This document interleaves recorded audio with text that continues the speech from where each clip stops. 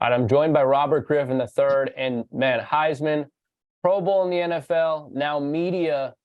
And I gotta say, you're a natural at this. I mean, your takes on social media, your analysis, you're in the booth. I mean, how did you take to this so quickly?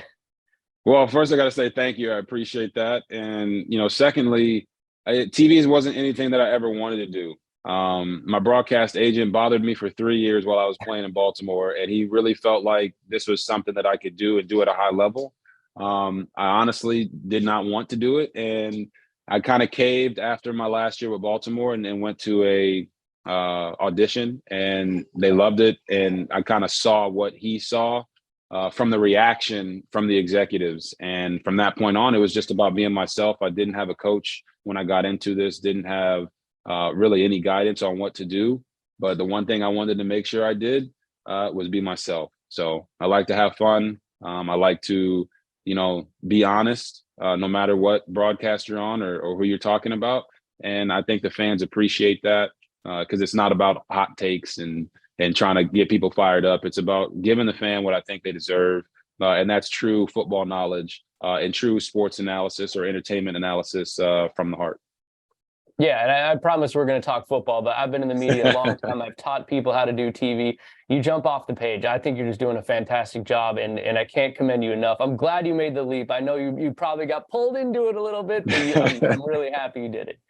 I appreciate that, man. And, at the end of the day, working with so many great people, it's really, truly a blessing. It's something that, like I said, I didn't want to do or think about doing. And I wouldn't say I got pulled into it. And I think that's part of the reason that I've been able to be so free and be so, myself, because I'm not doing this for the money. At the end of the day, God blessed me to have a successful NFL career, play in the NFL for 8 years and take care of my money. So I don't go to the job thinking, man, if I say that, I'm going to get fired. And sometimes it's gotten the best of me, but you learn. And as you go through this career, that there's going to be mistakes, but you apologize, you move forward, and you try to make sure you're better the next time. We'll jump into NFL. I know people want to hear your NFL takes as well. I think it's actually really cool to hear about your career in the media as well, though. I mean, maybe people actually would rather hear more about that. But let's get into Brock Purdy, 49ers, NFL draft. I mean, we're probably going to have to stay on quarterbacks here. I know you're equipped to handle any and all position analysis here, but I mean, for the Niners, it's all quarterbacks, and they have Brock Purdy. This guy came in, man, Mr. Irrelevant, won 8 games, only got hurt in the NFC Championship. I'd say that's why the Niners lost, but coming back off injury, probably going to miss training camp. What do you expect to see from him this year? Well, I'll certainly say that Brock Purdy getting injured changed the game completely. Obviously, him going down, then Josh Johnson going down hurt the team. But I want to say this in the most delicate way I possibly can, right? Brock Purdy getting hurt was probably the best thing that could have happened for the 49ers long term. Why do I say that? Because now you have Trey Lance, a guy you gave up a lot of draft capital for.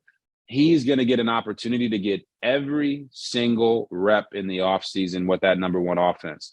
Now, I know they brought in Sam Darnold as well, but it would be a disservice to Trey Lance and the equity you put into him to have Trey Lance splitting time with Sam Darnold. Allow Trey Lance to go out and prove to you either he is the guy or he's not the guy. And I think that stage is set for the offseason. And then obviously we don't even know if Brock is going to be ready for training camp or the start of the season or the middle of the season. So if Trey Lance gets all the reps in the offseason, he gets all the reps in training camp, and then he goes to the preseason, gets all the reps in the preseason, you're probably looking at a 4 to 8 game span where Trey Lance can truly show Kyle Shanahan, John Lynch, and the brass there whether or not he's the guy. And I think for him, he's got to be excited about that opportunity. And then for Brock Purdy, just get healthy, man. You won 8 games, right? You took over the NFL world by storm. All you have to focus on is getting healthy. And when it's your time, if you get that opportunity, go out and make plays. Because if Brock Purdy isn't the guy for the 49ers, he'll be the guy for somebody else. For Trey Lance, he's got to be the guy in San Fran, or it feels like some teams might give up on him. Yeah, real quick, yes or no, because I want to get back to Lance. Purdy, did he do enough to show, like, we know what this guy can do in the NFL? This is who he is. It was enough of a body of work that it's not a fluke, right? Yeah, I think the 8 games was enough for the team, right? I don't think it matters if I think it was enough or if Stephen A. Smith or whatever pundit thinks is enough. George Kittle himself said it at the Super Bowl that this is Brock's the guy, right? And Trey's going to have to take it from Brock. Now, when your star tight end is saying that, that kind of tells you what the locker room is thinking. And I think that's all that matters. They believe in him. They have to find a way to get Trey Lance to have that same impact, but that's on Trey. And I think he can do it because I think he's a very talented guy. Obviously, he's just got to stay healthy. Yeah. Now, fairness to Trey Lance, he didn't lose the job. He got hurt. No. I mean, maybe too many QB power. I don't know.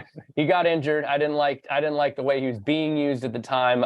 Maybe let's get your take on that as well. I think maybe they were not being as careful with him as they could have been, but he did not lose that job. And I think we still don't know what Trey Lance is going to do in the NFL. And I'm, like you, really excited to see what he's going to do in training camp. And hopefully he can run with that job, right?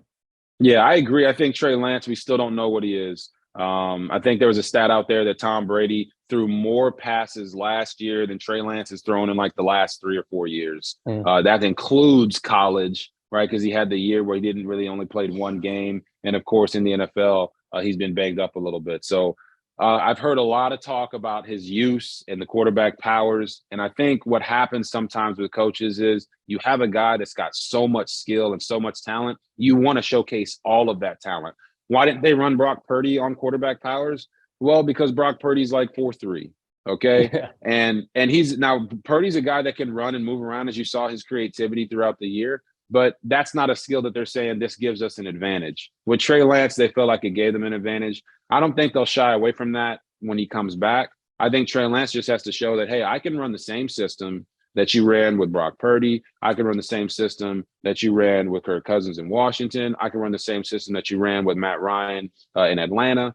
And I think if he does that, then the quarterback powers and the zone reads, it just becomes an addition to what he can do. He has to prove to the coaching staff that he can handle the brunt of the offensive passing. I think he will. I'm a believer in Trey Lance. And it's because he hasn't done anything to show me that he can't do it.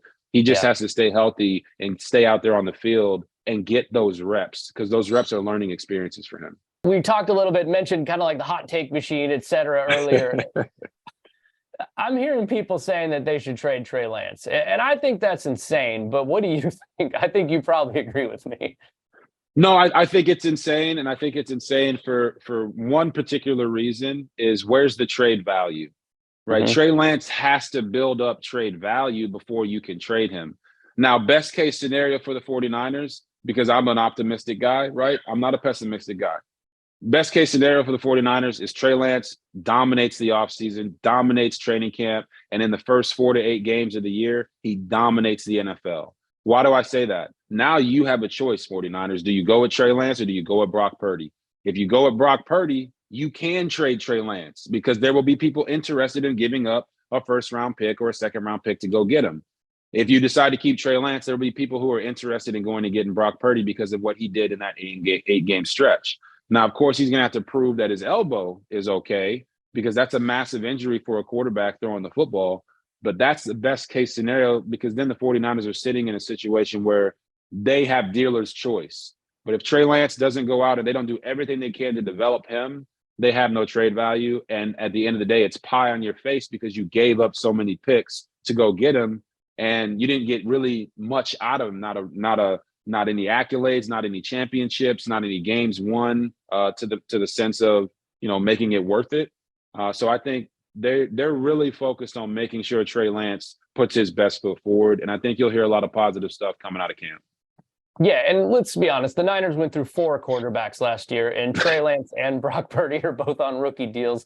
It makes no sense to me. I do not see him getting traded on draft day, and I hope that he sticks around and does exactly what you did. RG3, man, thank you so much for joining me. I know you only have a little bit of time, but keep going with the media, man. Sky's the limit. You're doing such a good job. I'm just blown away by your performance.